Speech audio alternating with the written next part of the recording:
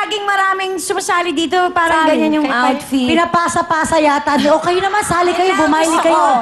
Ay, gusto ko malaman. Okay, ilan kaya sa kanila ang makakapasok? Ilan ang ma-out? Tita Ana. Yes, sa batch na yan, 2 papasok at 2 ma-out. So Okay. tatawagin ko na ang unang papasok. Walang iba kung hindi ang hataw na hataw. Tierra Monte, San Mateo. Pasok na kayo. Alam mo, deserving sila. Oo. Nakita ko talaga, wow! Gumagano'n talagang todo. Yes. Paano yun? Paano yung kami? Yes! Natututo na Todo si na yan, Camille. Camille. Yes. Yun ang first step na natutunan ni Camille. Yes. Okay. Paano ulit? Ewan ko na. Paano Yung ba? Ganon. Yan. Oh, yan ha. Ano yun? Dapat kasi ginawa nila yun eh. Kasi Oo, ngayon dapat malalaman na ganun ang natin last pose. kung sino ang ma-out. Tita Very Ana? light. Yes, ang ma-out sa batch na yan. Walang iba kung hindi ang mga taga. Salamat po, Santa Maria, Bulacan! Yung mga 70s. 4,000 pesos. Again. Bye-bye. Maraming salamat mga taga Santa Maria, Bulacan. Oh, di ba? Surviving ang mga taga Jen General. Frias. So dito, I'm sure isa ma-out, isa makakapasok. Galingan nyo ang pag-cheer. Ayan na, labanan. Nakakabingi na dito sa studio. Woo! Mainit ang mga cheer. Tita Ana, ang huling salita ay galing sa Saan iyo. na? Dali! Ito na, go! Yes, nagkakagulo sila. Malamang maabangan ako sa labas. Oh. Okay, ang huling papasok sa batch na yan. Walang iba kung hindi ang mga taga. Nowhere Bicol! Congratulations mga taga Cavite, Jen Frias. 5,000 pesos. O, diba? Akalain nyo, hindi na ba Alright, congratulations! pasok pala sila. Eto na po ang masusunod na makikipagbaile. Let's go! Sa Matang na Naisiya! Ito na, Hagonoy, Bulacan! Montelupa, Pulatan! Let's go! Come on, Amadeo Cavite! Simulan na po natin ulit ang ating second batch na Tigbabaile, DJ Cookie! Hit it! Ay napakalalang ang ikay lumarata Isang-isang kumpara, di lang sa rumba at cha-cha Ang pinag-iwan, sakto sa aming pag-asa Tala magbayad, Ang magbayad, o akong dali Ang pinili, nakakatuloy Ang magbayad, ang simple dali Araw-gabi ang puso ko akambing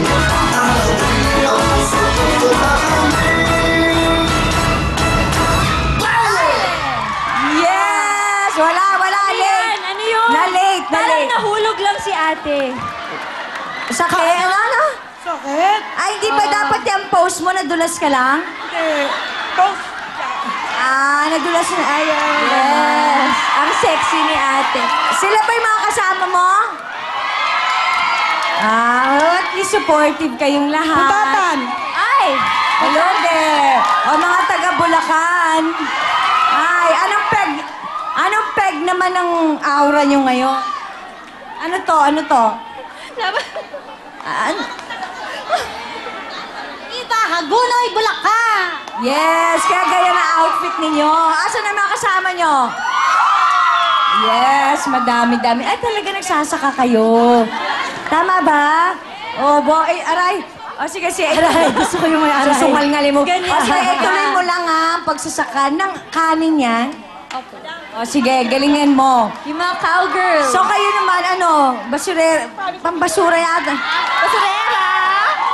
Sa basura to, di ba? Ay! Pero anong trabaho nyo? Wala po. At least, anong galing nila dahil sa supot po, nakabuo sila ng costume. Yes! Di ba napagawa pa ng tarpaulin? Okay yan, pati dyaryo. So, Tita Ana, oo. Tita Ana, tell us, sino ang papasok o sino ang mag-out sa round na to? Okay, sa batch na yan, 2 papasok at 2 din na ma-out.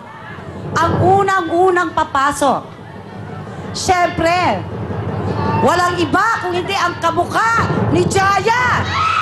Pututan, Muntinlupa! Pasok na kayo! Oh, di ba? Effective ang pagpupos. Thank you so much. Thank you very much. Okay, dito naman kami. Lapit po kayo. Ang ganda-ganda ng damit nila, no? Ang gaganda ng costume. Anong peg ng costume nyo? Anong peg yan? Anong look? Inspiration? Wala lang. Parang Caribbean na Indian na pinaghalo-halo. So, Tita Ana, sino na ang Retaso ma-out? daw ng pinagtagpitagpit. Yes, ang ma-out sa batch na yan, walang iba kung hindi ang mga taga Amadeo Cavite. Salamat po! 5,000 pesos! Okay, thank you. At least, Nueva Ecija, mga taga San Antonio, Nueva Ecija natitira. At ang mga taga Bulacan, in fairness sa inyo, mama. Yes, oh.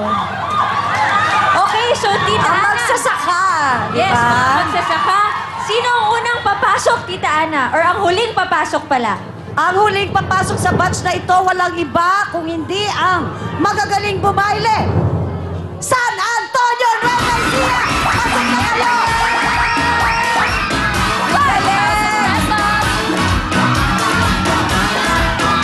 Wow, grabe. Alam mo, ang galing-galing. Pero may dyaryo. Yun ang ginawa nilang damit. Diba? Bongga, congratulations po sa ating mga grupo.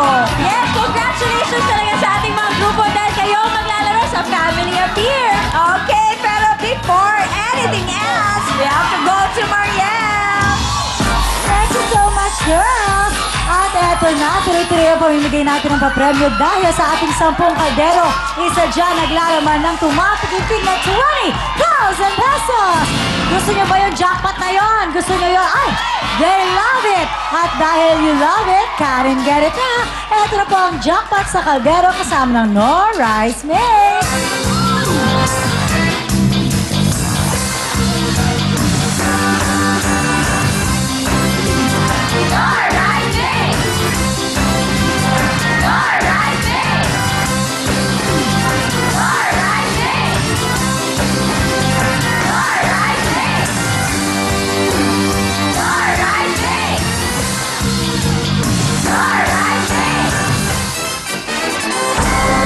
Thank you very much, ladies!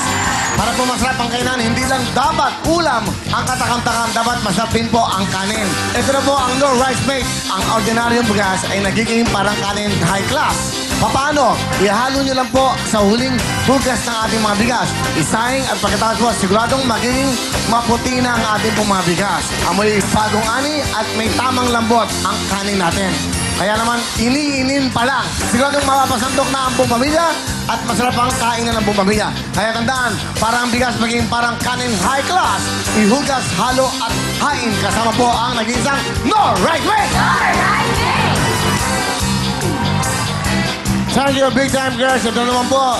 Siyempre, ito ang ating mga suki sa pagkain. At siyempre, pag pinag-usapan ng sarap ng kanin, dapat maglagay na kayo ng No Rice Mate. At siyempre po, mabango, malambot, amat masarap. Basta may No Rice Mate. Ito po ang ating pa-premium for today.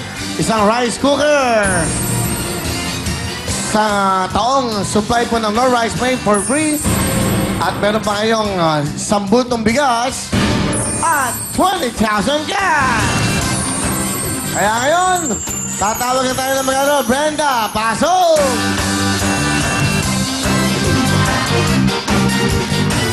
Brenda, sige, i-raffle mo.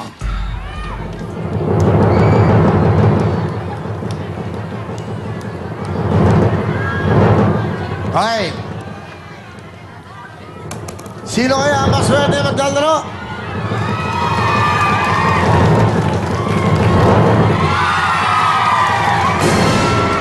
Very good. Improving, ha? Napakaswerte mo. Baka makuha mo mga jackpot. Ang pangalan po na ay Chino Miguel de Vera. Chino Miguel de Vera. Halika na. Ho, ho, ho. Dali. Batang-bata si Chino. Okay, magandang gabi sa'yo, Chino. Taga saan? Silang Cavite po. Cavite, sino kasama mo dito? Mga nandun po sa taas. Okay, ano ba? Ikaw ba? Gusto mo maglaro o gusto mo lang bigay sa iba? Gusto ko po maglaro.